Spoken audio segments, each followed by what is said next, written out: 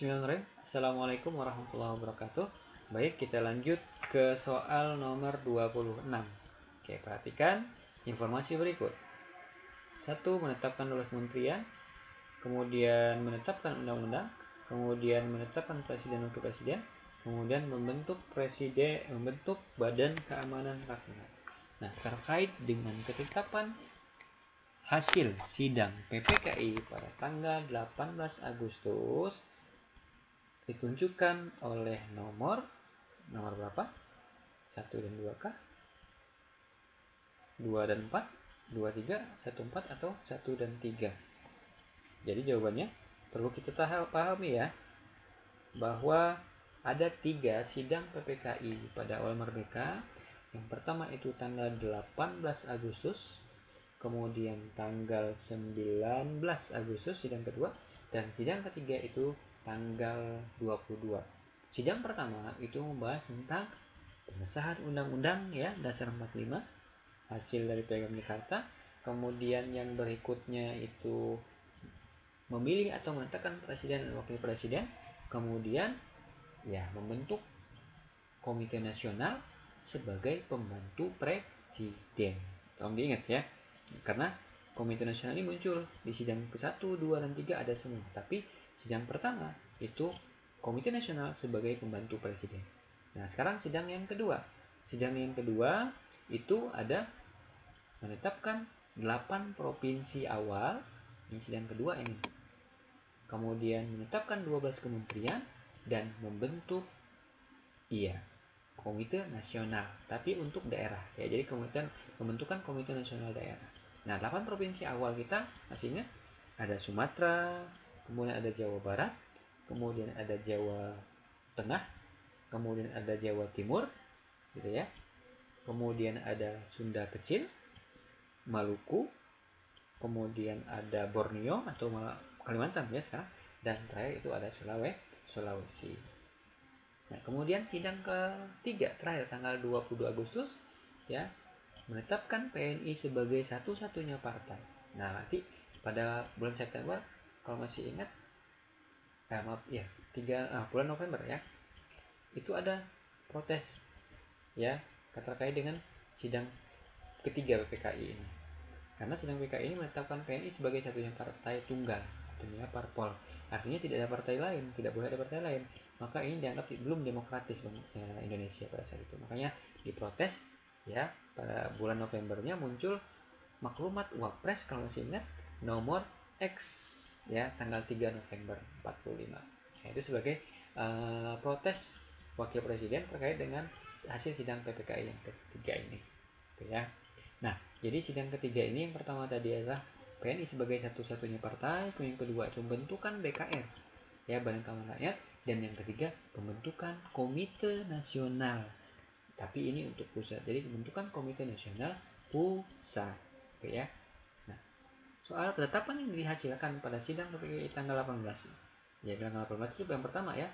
Yang terkait dengan yang pertama itu ada poin kedua, kemudian poin ketiga. Jadi jawabannya ya C. 2 dan 3, nomor 20, 26. Selanjutnya nomor 27. Perbedaan pendapat antara golongan tua dan golongan muda mengenai proklamasi terletak pada masalah. Ribut-ribut kan masalah waktu ya. Nah, jadi jawabannya yang A. 28. Perhatikan ciri tokoh berikut: mendirikan PNI, menjadi ketua pimpinan Indonesia tahun 20-an, anggota PPKI dan PPKI, salah satu 4 serangkai, kemudian salah satu perumus draft Undang-Undang Dasar. Pada masa kolonial Belanda sempat diasingkan di Bovendigul dan Pulau Banda. Ciri yang berkaitan dengan Bung Hatta ditunjukkan oleh Bung Hatta itu, kalau PNI ini Soekarno ya, kalau Bung Hatta itu pemimpin PI dulu, Indiste Partai ya, Perhimpunan Indonesia.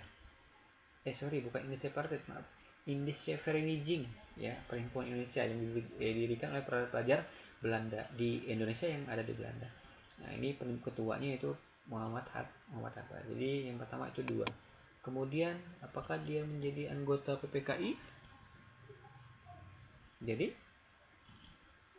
iya ya, menjadi anggota BPUPKI dan PPKI. Kemudian salah satu 4 rangkai ya. Jadi 2, 3, 4 masuk ya. 2, 3, 4, 6 dan 5 kita lihat. Salah satu perumus draft undang-undang, dia tidak merumuskan undang-undang ya. Kemudian ya, dia pernah diasingkan di 2 tempat ini. Jadi jawabannya 2, 3, 4 dan 6. 29. Pada sistem demokrasi liberal hanya partai-partai besar yang dapat berperan dalam pemerintahan. Setiap kabinet yang berkuasa harus mendapat dukungan mayoritas dari parlemen. Jika sudah tidak ada dukungan, kabinet harus melakukan tindakan mengembalikan mandatnya kepada presiden, yang mengakibatkan kabinet berkuasa silih berganti. Dampak yang ditimbulkan akibat pergantian ini adalah jadi karena gonta-gantinya kabinet, gonta-ganti kebijakan, belum selesai yang satu, ya sudah diganti yang satu. Maka jawabannya nomor 29 itu adalah ketidakstabilan politik nasional ya. 30. Tujuan pemberontakan PKI Madiun tahun 1948 jelas mendirikan negara komunis yang dipimpin awalnya oleh Snevrit ya. Snevrit itu yang mendirikan ISDV, itu adalah partai pertama, organisasi pertama ya komunis dari Belanda, didirikan orang Belanda di Indonesia ya. Kemudian pada 48 Musso datang, kemudian dia membangun pemberontakan PKI di Madiun.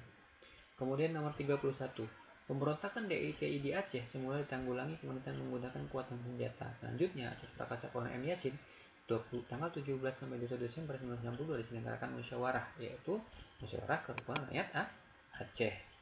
32. Latar belakang pemberontakan APRA adalah APRA itu di Jawa Barat ya, Angkatan Perang Ratu Adil ya, ingin mempertahankan negara Pasundan. Nomor 33. Salah satu bukti keterlibatan bangsa asing dalam gerakan separatis PRRI Permesta adalah ini pernah ada di buku kalau tidak salah ya, ditemukannya pilot asing dalam pesawat PRRI Permesta yang jatuh tertembak. 34. Pada tanggal 15 Januari 74 di Jakarta terjadi demonstrasi besar-besaran yang disusul dengan aksi anarki. Proyek Senin, gedung Toyota Astra, dan sejumlah toko di Jalan Muruk terbakar habis karena aksi tersebut. Nah, peristiwa tersebut disebut dengan Malapetaka 15 Januari atau peristiwa Malari. Peristiwa tersebut dipicu oleh kebijakan pemerintah karena ini terkait dengan masalah investasi ya. Nah, jadi ada masalah penanaman modal asing. Jadi menolak penanaman modal asing. Kemudian 35, salah satu politik yang mengagungkan kemegahan Indonesia di mata dunia, meskipun secara ekonomi bangsa Indonesia pada awal kemerdekaan masih belum stabil, yaitu ini pada masa Orde Lama ya, pada masa demokrasi terpimpin itu ada yang politik mercusuar. Pemerintah Orde Baru memajukan pertanian yang membuka hutan-hutan belantara di Pulau Jawa, upaya memperluas lahan. Garis bawahi upaya memperluas lahan ini disebut dengan istilah ekstensifikasi pertanian. Kalau dia penanaman bibitnya itu intensifikasi pertanian. 37. Tekanan terhadap kepemimpinan Soeharto menjelang kejatuhan Orde Baru berasal dari mahasiswa dan kaum intelektual. 38. Fakta di bawah ini yang tidak menunjukkan dijalankannya prinsip politik luar negeri yang bebas dan aktif adalah ini pada masa demokrasi terpimpin ya, membentuk poros Jakarta, Peking, Moskow. Sedangkan kita adalah politik luar negerinya bebas aktif, malah untuk poros Jakarta, Peking. Kemudian berikutnya penerapan sistem sentralisasi di bidang ekonomi pada masa Orde Baru berupa 9. Sebagian besar kejayaan daerah diangkut ke pusat. Jadi pada masa Orde Baru itu semuanya terpusat di Pulau Jawa. Terpusat di pemerintahan pusat. Makanya pada masa reformasi salah satu tujuannya itu ada yang namanya otonomi daerah. Jadi kekayaan daerah itu dikelola oleh daerah itu sendiri. Nomor 40. Salah satu penyebab krisis ekonomi di Indonesia yang sudah mulai terasa sejak tahun 1997 adalah 40 D ya. Nilai mata uang Indonesia melemah dari dolar Amerika Serikat terkait dengan adanya krisis moneter. 41. Pada masa Orde Baru, sektor perindustrian dan investasi semakin mapan. Investor baru bermunculan di berbagai bidang usaha. Masyarakat internasional pun menggolongkan Indonesia sebagai negara industri baru. Hal tersebut menunjukkan perbaikan ekonomi pada masa Orde Baru. Nah, dengan demikian dapat disimpulkan bahwa pemerintah Orde Baru sukses membangun Indonesia karena apa? 41 ya, mampu mengadakan perbaikan ekonomi. Perbaikan ekonomi kita akui itu meningkat dibandingkan sebelumnya. Bahkan pertumbuhan ekonomi kita jauh meningkat dibandingkan sebelumnya. Bahkan sampai sekarang ya pada masa Orde Baru itu melebihi dari yang sekarang seperti itu ya. Kemudian nomor 42. Perhatikan agenda berikut. Pengadilan terhadap Soeharto. Kemudian diadakannya pemilihan presiden, kemudian pembubaran golongan karya, dihapuskannya peran dui fungsi ABRI, amandemen UUD 45, penegakan subordinasi hukum. Agenda reformasi terdapat pada nomor berapa? 42. Ya, penegakan supremasi hukum, amandemen Undang-Undang 45, yang paling kita ingat itu dui fungsi ABRI ya. Jadi di sini yang paling pas itu ada 4, 5 dan 6. Nomor 43. Kabinet Ali Sastro Amijoyo I merupakan salah satu kabinet yang berhasil memegang pemerintahan masa demokrasi liberal. Prestasi gemilang dari kabinet Ali Sastro Amijoyo I itu adalah berhasil diselenggarakannya Konferensi Asia Afrika tahun 1955. Indonesia sebagai anggota PBB berusaha untuk mendapat melaksanakan kewajiban terutama dalam ikut serta mewujudkan perdamaian dunia dengan berbagai aktivitasnya berdasarkan aturan-aturan hukum yang berlaku di Indonesia. Nah, salah satunya adalah pengiriman kontingen Garuda. Landasan hukum ideal digunakan oleh pemerintah dalam mengirim misi perdamaian di bawah PBB yang dikenal sebagai kontingen Garuda bagi Indonesia adalah jawabannya. Landasannya itu ada pada alinea keempat pembukaan Undang-Undang 45 yang salah satunya Indonesia ikut dalam perdamaian dunia ya. Dan terkait dengan yang ditanyakan apa? Yang ditanyakan ini landasan ideal, landasan hukumnya ini lebih jelasnya masalah PKN ya. Nomor terakhir pilihan ganda. Perhatikan pernyataan berikut. Sebagai salah satu negara yang ikut memprakarsainya gerakan non-blok, sebagai salah satu negara pengundang pada KTT gerakan non-blok pertama, kemudian Indonesia pernah menjadi ketua NGNB tahun 92, kemudian Indonesia menjadi tuan rumah KTT ke-11 GNB di Jakarta. Indonesia turut aktif memecahkan masalah-masalah dunia berdasarkan perdamaian dunia, memperjuangkan HAM dan tatanan ekonomi dunia.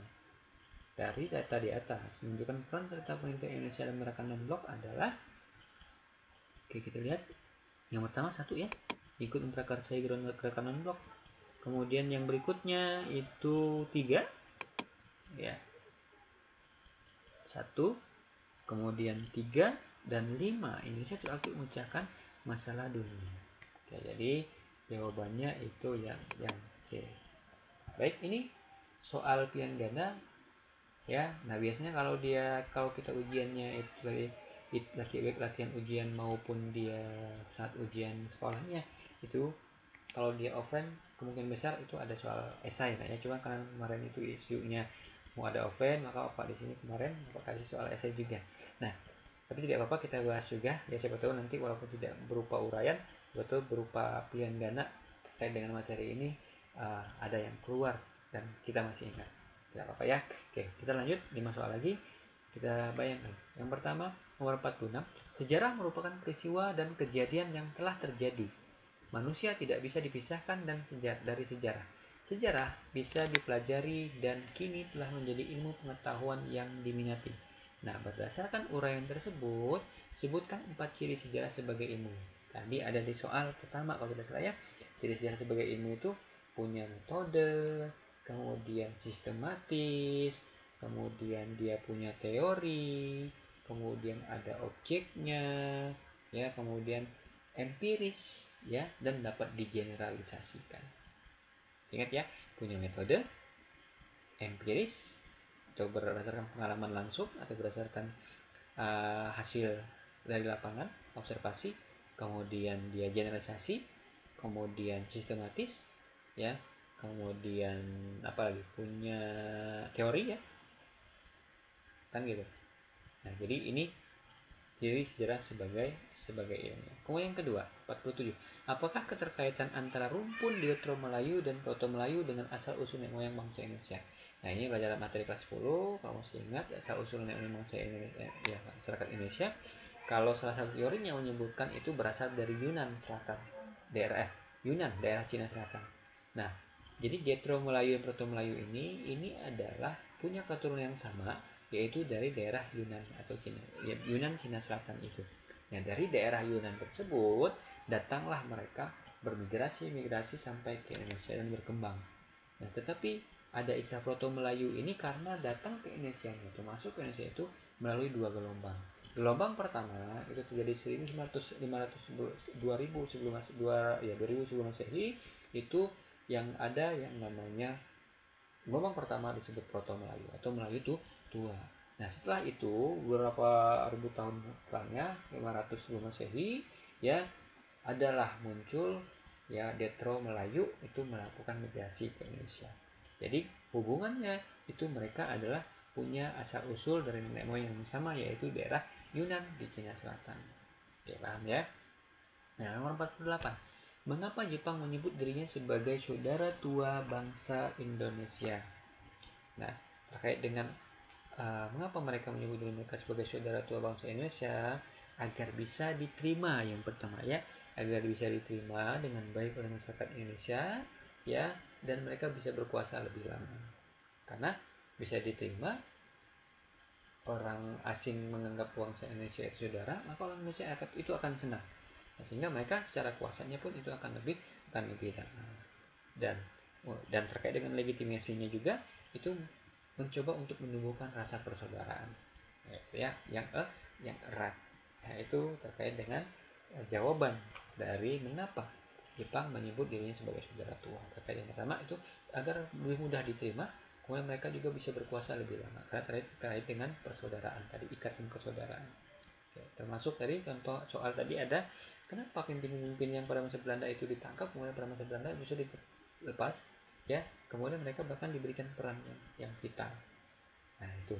Kemudian nomor 49, identifikasi 3 usaha pemerintahan untuk mengatasi masalah ekonomi dan keuangan pada awal kemerdekaan.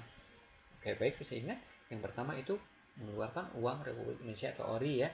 Kemudian ada program Kasimo Plan. Ini pada awal mereka ya, bukan pada masa demokrasi liberal ya. Awal mereka itu ada Kasimo Plan. Ya, rencana Kasimo. Apa? Masih ingat? Menanam atau membuka lahan di Sumatera ya. 2000 hektar kalau tidak salah. Kemudian 200.000 hektar lebih. Kemudian ya melakukan ekstensifikasi pertanian ya, memperluas lahan pertanian, kemudian penanaman bibit unggulnya atau intensifikasi maaf, kemudian ada pelarangan pemotongan ya hewan ternak berkaitan dengan pertanian. Kemudian satu lagi itu akan mengadakan transmigrasi ya 10 sampai 15 tahun ke depan ya, terkait dengan ya masyarakat Pulau Jawa itu ke Sumatera. Itu plan Kasino. Kemudian apa lagi? Ada yang namanya konferensi ekonomi ya, mengadakan konferensi ekonomi. Kemudian ada planning board, rencana jangka menengah ya terkait dengan masalah ekonomi bangsa Indonesia. Kemudian yang terakhir, peran bangsa Indonesia dalam perdamaian dunia menjadi bukti dari penerapan pembukaan Undang-Undang 45 ayat keempat. Indonesia bahkan sudah menunjuk komitmennya sebagai negara yang menjunjung tinggi perdamaian dunia sejak merdeka. Sebutkan beberapa peran bangsa Indonesia dalam mewujudkan perdamaian Indonesia. Tadi ada ya, menjadi pelopor gerakan non-blok. Kemudian apa lagi? Menjadi mendirikan ASEAN. Itu kan terkait dengan tidak mau ASEAN itu kan salah satunya untuk meningkatkan kerjasama dan tidak terikat dengan blok barat maupun blok timur juga. Gitu. Kemudian mengirimkan kontingen Garuda ya untuk ikut perdamaian dunia. Kemudian terlibat dalam berpartisipasi secara aktif terkait dengan penyelesaian masalah konflik Kamboja dengan membentuk JIM, Jakarta Informal Meeting, dan lain sebagainya, masih banyak ya, dengan KAA dan lain sebagainya. Oke, itu pembahasan soal kita dari nomor 26 tadi sampai dengan 45, kemudian lanjut dari 46 sampai 50. Ya, mohon maaf kalau ada salah kata ya. Kalau misalnya nanti ada informasi atau butuh konsultasi ya silakan wapri saja ke Bapak. Insya Allah dengan senang hati ya Bapak akan jawab. Bapak akhiri, assalamualaikum warahmatullahi wabarakatuh.